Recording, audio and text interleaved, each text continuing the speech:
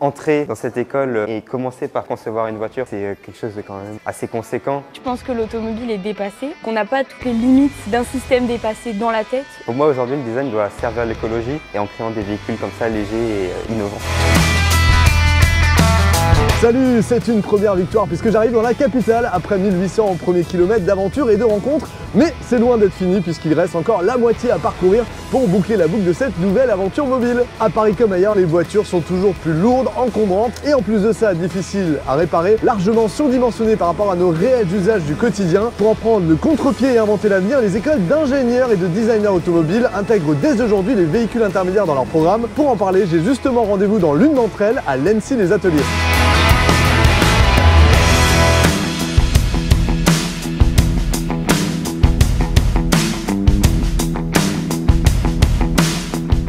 Derrière chaque véhicule, chaque objet, il y a des designers. Et si on veut changer et avoir des véhicules moins impactants, il faut que les designers rendent désirables ces véhicules. Il faut que nos élèves ils puissent penser l'expérience du véhicule intermédiaire. On a fait un premier atelier de projet pour l'idéation. Les élèves ont proposé 8 projets de véhicules et on a choisi de faire un deuxième semestre pour développer plus précisément un véhicule en carrosserie textile.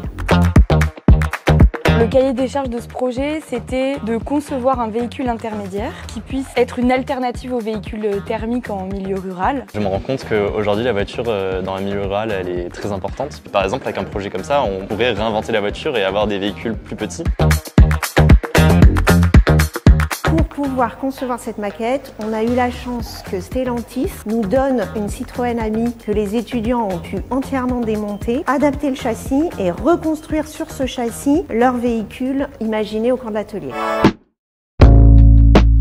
C'était assez rafraîchissant d'amener son cerveau à se détacher justement de ce qu'on voit dans les médias ou dans la publicité automobile. Ils prennent conscience de la complexité de la mise en œuvre de nouveaux matériaux parce que tout l'automobile est pensé autour de schémas, de poids, de confort et il faut déconstruire tout ça. Si une voiture comme ça sortait dans le commerce en textile, elle serait peut-être mal accueillie.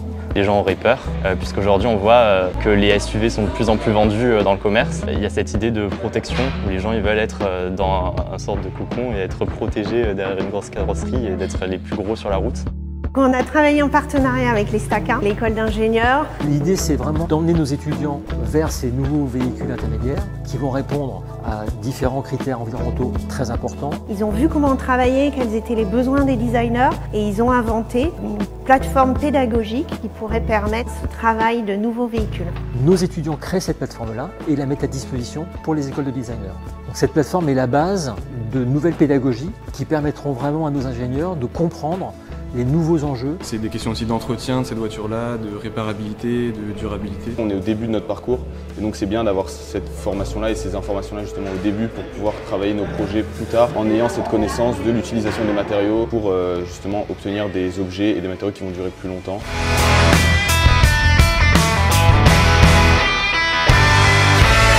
Et bien sûr, pour repenser nos moyens de déplacement, il est essentiel de bien connaître nos usages. Pour mieux comprendre comment on se déplace en France et voir quel rôle pourraient jouer les véhicules intermédiaires, je reste à Paris pour rencontrer un chercheur, Aurélien Bigot, spécialisé dans la transition des mobilités. Alors à très vite!